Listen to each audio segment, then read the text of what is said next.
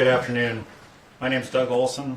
I'm the special agent in charge of the FBI in Oregon, and I'm joined by Mike Harrington, who's the SAC of the FBI in Washington State. Together, we're joined by our local law enforcement partners, Assistant Chief Pat Moore from the Vancouver Police Department and Assistant Chief Chuck Lavelle from Portland Police Bureau. There's two primary reasons we've asked you all here today. First, we want to share some more information that we've learned about the devices that were used back in October during the ballot box attacks. And second, before I get into that, I want to review some of the background on the case. The first incident occurred on October 8th when a device was placed on a ballot box at the intersection of West 14th Street and Esther Street in Vancouver at about 3:45 a.m. On October 28th, a second device was attached to the side of a ballot box located on the north side of the Fisher's Landing Transit Center near Southeast 164th Avenue entrance at about 2:35 a.m. That same evening, a third device was attached to the side of the ballot box outside the Multnomah County Elections Office at the intersection of Southeast Belmont Street and 11th Avenue at about 3:08 a.m. We believe the suspect used thermite devices. Thermite devices are composed of Fahrenheit. The person responsible welded the devices using scrap metal for the exterior and then inserted thermite into the interior of the devices. Thermite looks like metal, likely contained a coffee cup sized portion of thermite. Welders sometimes use thermite to weld metal pieces together, but in the hands of someone who isn't focused on safety, I want to stress we are very concerned that the person who set these devices may end up hurting himself or other unsuspecting family members or neighbors. We don't know how the suspect interacts with others, but even a loner would likely spend extra time with family, friends, or others during the holiday season. Also, given the time that's passed between the incidents and now, the suspect may be less guarded about what he shares during these interactions. The suspect may have inadvertently exposed details that can help us. We're asking anyone in the Pacific Northwest who may have had unusual interactions with someone or observed unusual activity to come forward and help us identify the individual. SAC Harrington? Thank you, Doug. I have to emphasize we're very worried that this person may harm himself or others if he continues to experiment with thermite. We can't stress that enough. In addition to the physical risks, these devices can cause significant damage to homes, storage areas, or testing locations such as fields and forests. We have a list of factors we're asking people to look for and or to consider if they've observed such factors previously. No one single factor may indicate involvement, and likewise, the suspect may not show all of these factors. But no piece of information is too small. We take the tips, compare them to investigative information we've not yet released, and the information gaps we know remain. We ask that you let us evaluate the information you share to determine if your tip can help us move this case forward.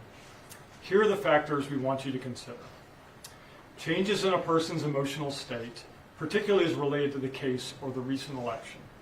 These changes could include increased anxiety, irritability, nervousness, excitability, or frustration. Changes in a person's normal routine, such as distancing from friends or family, or missing work or other normal activities. Demonstration of unusual behaviors, to include researching thermite, grinding metals, showing a new interest in welding small projects, and or collecting small scraps of metal such as nuts, bolts, and pipe end caps. Unusual interest in or knowledge of incendiary devices, especially those involving thermite. Unusual or unexplained storage of metal shavings and or burn damage to a home, storage area, or wilderness area. Unusual interest in this case, such as closely following the news coverage or expressing admiration of the person responsible. Increased fixation on the current political climate, especially as related to the recent election. Someone recently disposing of or stopping the use of a Volvo S60 sedan. As a reminder, the suspect was driving a black or dark gray 2003 or 2004 Volvo S60 sedan with a light colored interior. The trim was worn.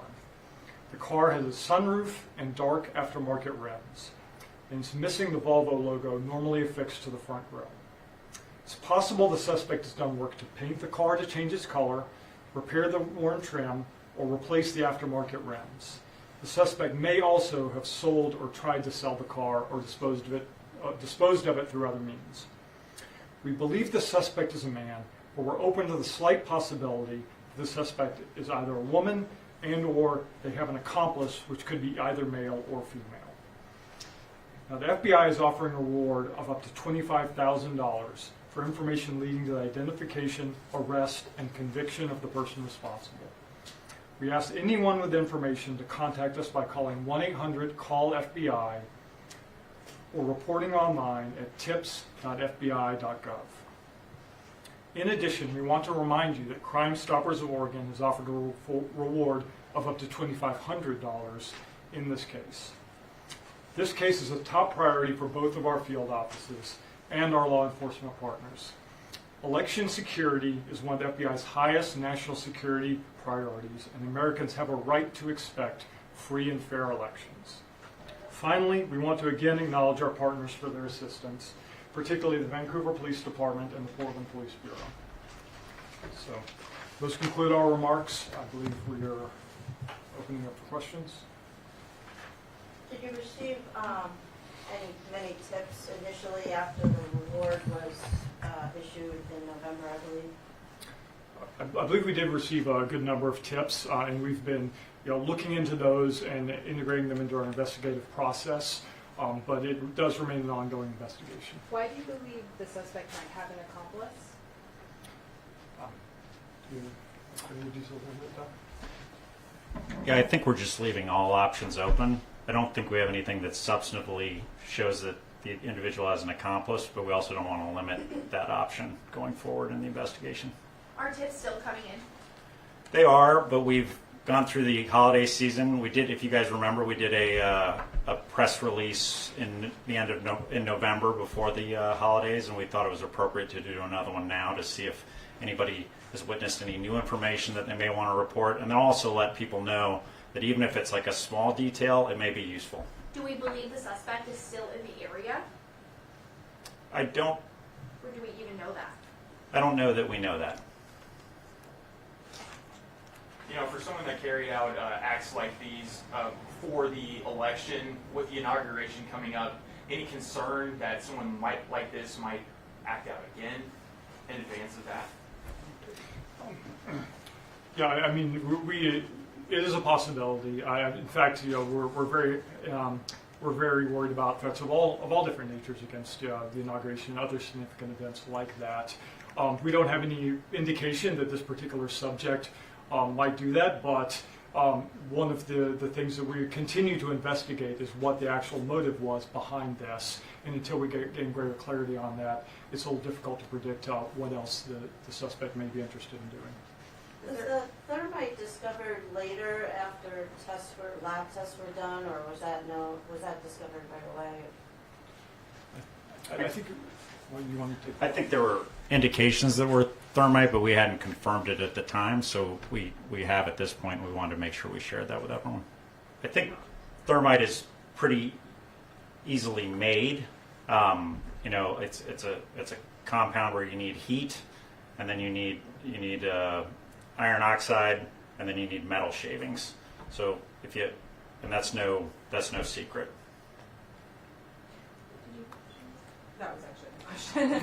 Obviously, this has been very widely covered. Is there anything from the FBI that you wish media outlets were focusing more on to help catch the suspect?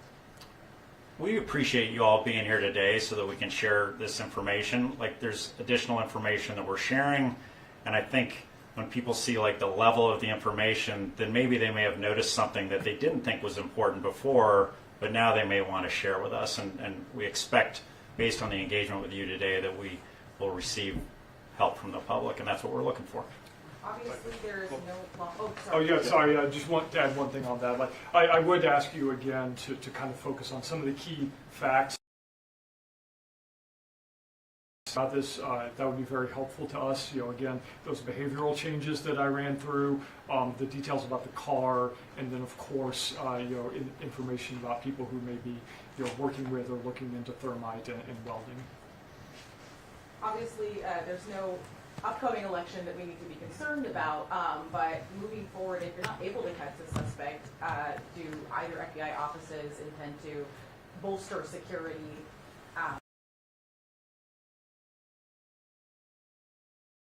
A high priority for us, and we take a variety of different measures, including engagement with election officials, engagement with the community in the run-up on these things, as well as working with our partners to evaluate security around an election. So it has always been a priority for us, and I think you can continue to see that going forward. Do I have anything to add? Yeah, I would just add that you probably noticed that after these events occurred, our partners did step up security around the ballot box locations in the areas that we thought might be threatened. So I think that's a consistent response that you would see. But we're working very hard on this case. We're putting a lot of resources toward it. So our expectation is to eventually identify the individual and bring him to justice.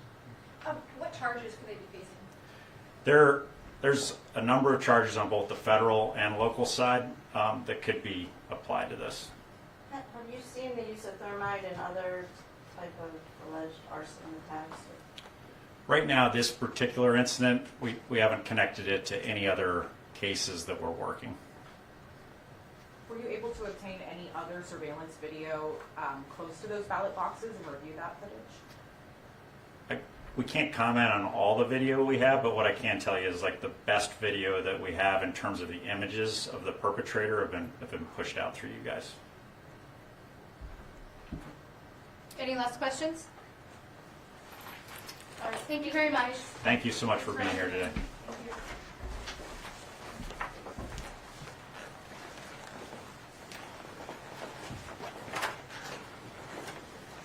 The link to the video, the best video that we have with the surveillance video is available. You'll see the hyperlink. Obviously, that doesn't work in your written statements. That link will be there, and you've all been provided that link previously, so you will have access to that video as well